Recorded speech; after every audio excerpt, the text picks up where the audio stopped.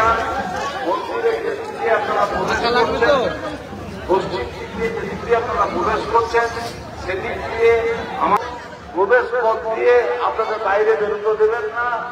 তাই আপনাদের অনুরোধ, আপনারা মন্দিরের পথ দিয়ে প্রবেশ করুন। এখানে আমরা ধূপ ও মোমবাতি জ্বালানোর বন্দোবস্ত করেছি, আপনারা সেখানে ধূপ ও মোমবাতি জ্বালান। মন্দিরে